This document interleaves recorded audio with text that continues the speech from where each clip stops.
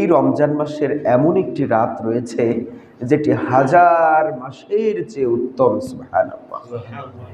এই রাতটা কেউ যদি ইবাদত করে সারা রাত জেগে জেগে, তাহলে হাজার হাজার মাস ইবাদত করলে যে সওয়াবটা পাবে, এই একটা রাত ইবাদত করলে আল্লাহ তার আমল নামায় সেই সওয়াবটা দিয়ে দিবেন। আবার বলি সুবহানাল্লাহ। তাহলে স্বাভাবিকভাবেই এই রাতটার গুরুত্ব অনেক বেশি। এই রাতটা আল্লাহ রসুল সাল্লাল্লাহু আলাইহি সাল্লাম হারাতে চান নাই, যাতে করে হাতছাড়া হয়ে না যায়, সেজন্য তিনি নিজেও এই রাতটি তালাশ করার চেষ্টা করেছেন। এখন প্রশ্ন হলো, এই রাত্রি কবে? আমাদের সমাজ এটা নিয়ে মোটামুটি একটা ডিটারমাইন্ড। তারা মনে করে যে এই রাতটা সম্ভবত 27শে রমজান, অর্থাৎ 26 রমজান রাতে। এটা আমরা একটা মোটামুটি ধারণা করে নিয়েছি।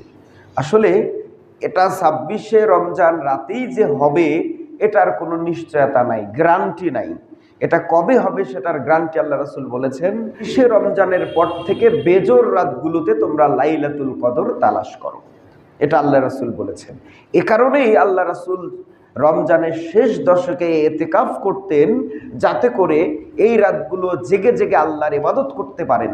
প্রত্যেকটা রাত যদি আপনি জেগে জেগে আল্লাহর ইবাদত করেন, তাহলে একটা রাত যে কোনো একদিন যদি হয়ে যায়, তাহলে সেই আমল নামা, অর্থাৎ আপনার সেই আমলগুলো আল্লাহর দরবারে হাজার মাসের চেয়ে অনেক বেশি ইবাদত করলে যে সওয়াব, সেই সওয়াব আপনার আমল নামায় যুক্ত করে দিবেন। বলি সুবহানাল্লাহ।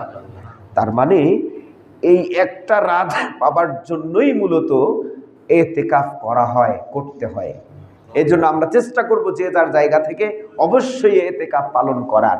যদি সুযোগ থাকে, আগামী রমজান পর্যন্ত আপনি বেঁচে থাকবেন এর কোনো নিশ্চয়তা নাই। হতে পারে এই রমজানেও আপনি মারা যেতে পারেন, হতে পারে রমজানের পরেও মারা যেতে পারেন। তাহলে এই ইতিকাফের এই এত সুবর্ণ একটা সুযোগ আপনি হাত ছাড়া করে ফেলবেন। এজন্য পরামর্শ, যাদের সুযোগ আছে আপনারা ইতিকাফ করবেন।